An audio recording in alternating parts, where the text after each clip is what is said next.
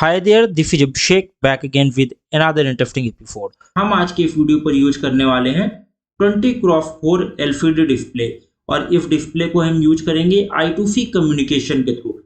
I2C communication display के साथ करवाने के लिए हमको एक मॉड्यूल की जरूरत होगी, जो मॉड्यूल हमारे डिस्प्ले के साथ में अटैच हो जाएगा।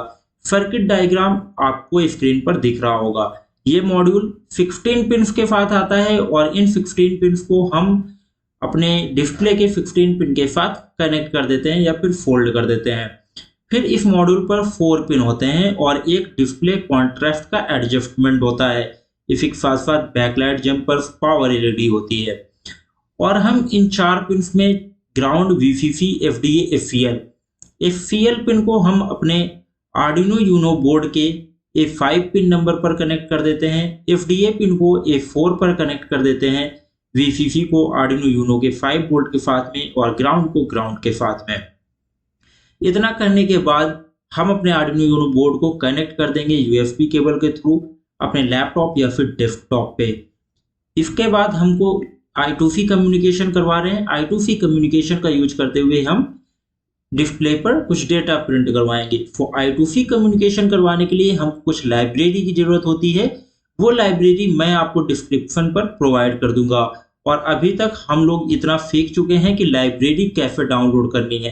अब यहाँ पर 2 लाइब्रेरी डाउनलोड होंगी। एक लिक्विड क्रिस्टल लाइब्रेरी होगी जो कि I2C कम्युनिकेशन के लिए डाउनलोड होगी। इसी के साथ साथ wire.h लाइब्रेरी डाउनलोड होगी। इन लाइब्रेरी का लिंक आपको डिस्क्रिप्शन पर मिल जाएगा या फिर आप लाइब्रेरी मैनेजर पर जाकर के भी डाउनलोड कर सकते हैं।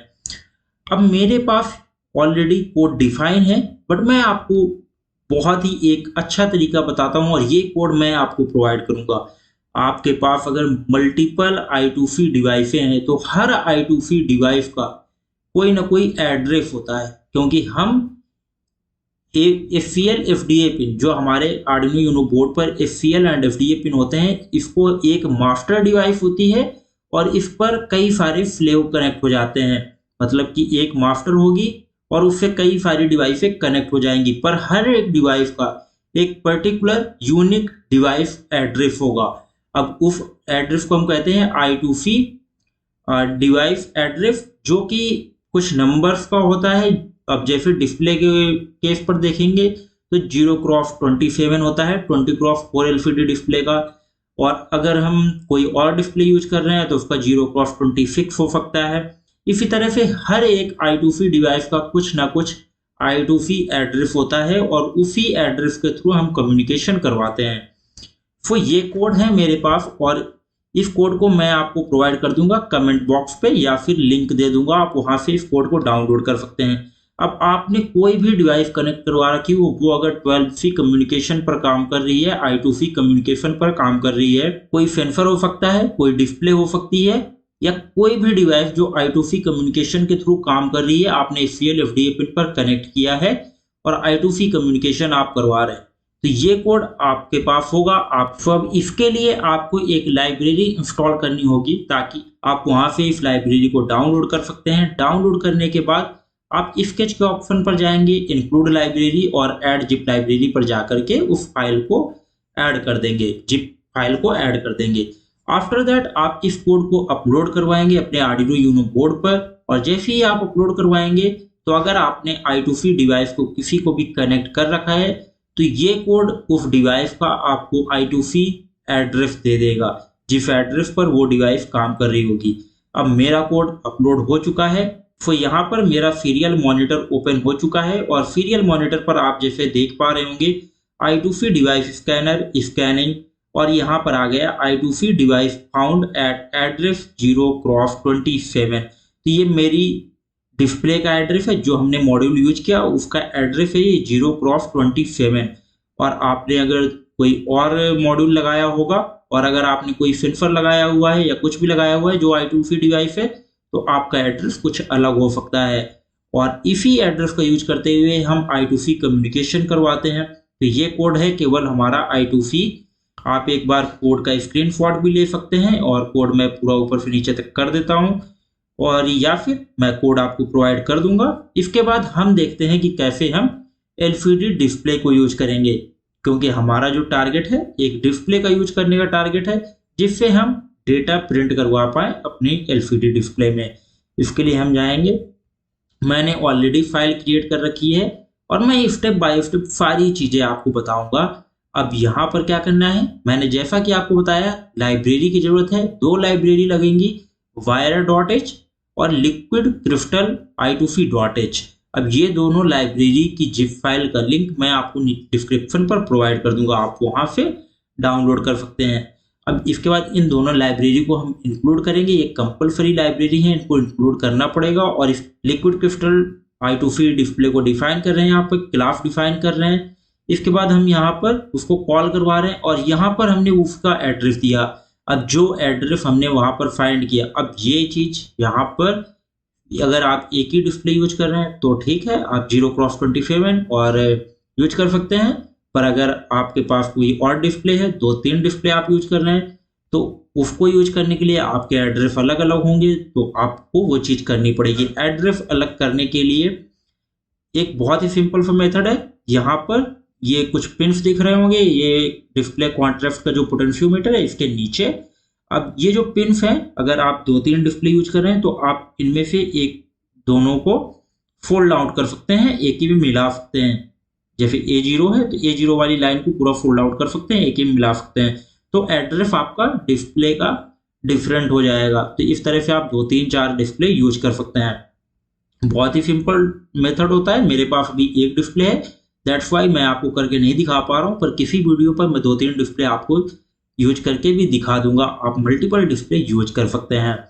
अब इसके बाद कुछ नहीं करना है, यहाँ पर हमने लाइब्रेरी इंपोर्ट कर दी, यहाँ पर क्लास लेकर के इसका एड्रेस दे दिया और हमको यहाँ पर देना होता है कि हम किस साइज की डिस्प्ले यूज कर रहे हैं। तो अभी जो हम डिस्प्ले यूज कर रहे हैं 20x4 की यूज कर रहे हैं। अगर आपके पास 16:2 है तो आप 16:2 कर सकते हैं, बट मैं अभी कर देता हूँ 20:4 क्योंकि हमारे पास जो है वो 20:4 की है, 20x4 डिस्प्ले है। इसके बाद हम आएंगे वाइड सेटअप के अंदर। वाइड सेटअप पे lcd.init इनिशियलाइज किया हमने एलसीडी डिस्प्ले को, यहाँ पे lcd.init फंक्शन का यूज करते हुए, और बैकलाइट ऑन करने के लिए हमने यहाँ पे lcd.backlight फंक्शन का यूज किया हुआ है। यहाँ पे आप एक और फंक्शन यहाँ पे यूज कर सकते हैं lcd.begin करके, बट ये कोई कंपलसरी नहीं है, आप इसका ना भी यूज करें तो कोई दिक्कत नहीं होने वाली है। अब इसके बाद वाइड लूप के अंदर हम आ गए lcd.setCursor। अब ये चीज बहुत ही इंपॉर्टेंट है, यहाँ पर कैसे काम करना है। अब यहाँ पर lcd.setCursor 0,0 मतलब कि फर्स्ट रो फर्स्ट कॉलम, क्योंकि 20x4 इसमें जो लाइन होती है मैं आपको दिखाता हूँ। अब इसमें 4 लाइन्स होती हैं, 4 लाइन्स पर आप लिख सकते हैं और हर लाइन में आप 20 अक्षर लिख सकते हैं, 20 वर्ड लिख सकते हैं, 20 कैरेक्टर लिख सकते हैं। तो इस तरीके से आपको करना होता है। तो क्या करना है, यहाँ पर 0,0 मतलब फर्स्ट रो फर्स्ट कॉलम, और यहाँ पर 0,0 किया, बिल्कुल स्टार्टिंग से स्टार्ट होगा फर्स्ट लाइन पर ही, और जो चीज आप यहाँ पर लिखेंगे lcd.print करके हेलो वर्ल्ड, तो ये फर्स्ट लाइन पर आपका आ जाएगा। अब इसको हम अपलोड करवाते हैं और अपलोड करने के बाद मैं आपको दिखाता हूँ क्या आता है। अब हमारा कोड यहाँ पर अपलोड हो चुका है। कोड अपलोड होने के बाद अब हम आपको दिखाते हैं कि यहाँ पर हेलो वर्ल्ड आ चुका है डिस्प्ले में, और कनेक्शन बहुत ही सिंपल है, आप देख पा रहे होंगे। यहाँ पर कुछ नहीं है, सिंपल सा इस तरीके से आपको मॉड्यूल लगा देना है बैक साइड पर। और जो मैंने आपको बताया कि अगर आप मल्टीपल डिस्प्ले यूज कर रहे हैं तो यहाँ पर ये जो A0, A1, A2 ये पिन जो दिख रहे हैं, आपको इन्हीं 2 पिन को ज्वाइंट कर देना है ताकि आपका एड्रेस चेंज हो जाए I2C का, और आप मल्टीपल एड्रेस से मल्टीपल LCD डिस्प्ले को यूज कर पाए। और इसके बाद ये किया हमने, इस तरीके से हम डेटा को रीड कर सकते हैं, किसी भी डेटा को। अब बेसिकली आप यहाँ पर दूसरी लाइन पर जाना है तो आप जा सकते हैं lcd.setCursor, और यहाँ पर आप दे देंगे 0,2, और 0,2 देने के बाद आप जाएंगे lcd.print, और LCD में प्रिंट करने का ये फंक्शन है। अब मैं यहाँ पे लिख देता हूँ लाइन 2, और इसके बाद लाइन 3 पर भी अगर करूँगा मैं तो lcd.setCursor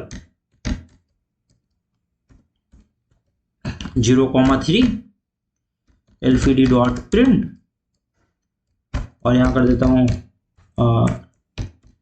दिस इज लाइन 3। इसी तरीके से आप 0 और ये 1 कर देता हूँ और 2, क्योंकि हम जब यहाँ पर डिफाइन करते हैं तो 0, 1, 2 और 3, तो 0 से यहाँ पर वैल्यू स्टार्ट होती है, तो इस वजह से हम 3 तक ले जाते हैं। LCD dot print LCD dot fit cursor और यहाँ पर कर देता हूँ 0,3, तो ये 4 लाइन पर जाएगा हमारा एलसीडी डॉट प्रिंट और यहाँ पर मैं लिख दूंगा दिस इज लाइन 4। और इसके बाद मैं क्या करता हूँ, इसको अपलोड करवा देता हूँ। अपलोड करने के बाद मैं आपको दिखाता हूँ कि चारों लाइन पर यहाँ पर प्रिंट होकर के आएगा। अब मैं कैमरा ऑन करता हूँ अपना। कैमरा ऑन करने के बाद आप यहाँ पर देख सकते हैं कि hello world line 2, this is line 3 and this is line 4। तो इस तरीके से यहाँ पर आ चुका है और कोड मेरा अपलोड हो चुका। इस तरीके से यहाँ पर आ भी गया hello world line 2, this is line 3, this is line 4। तो इस तरीके से आप एलसीडी डिस्प्ले को यूज कर सकते हैं। अब अगर आप किसी सेंसर का डेटा ले रहे हैं तो आप यहाँ पर उस सेंसर के वेरिएबल का नाम दे देंगे। इस तरीके से आप स्ट्रिंग देंगे। जो भी चीज हम डबल कोट्स के अंदर डालते हैं तो वो हमारी स्ट्रिंग होती है। ये डबल कोट्स है, स्ट्रिंग है। अब अगर हमको कोई वेरिएबल देना होता है यहीं पर तो हम एलसीडी डॉट प्रिंट करके, सपोज दैट कि हम यहाँ पर कर रहे थे, एक वेरिएबल था इंट और एक्स ले लिया, इस पर वैल्यू हमारी स्टोर थी 20। ठीक है, अब इस 20 को अगर हमको प्रिंट करके देखना है तो हम यहाँ पर लिख देते हैं, फर्स्ट लाइन पर ही कर लेते हैं।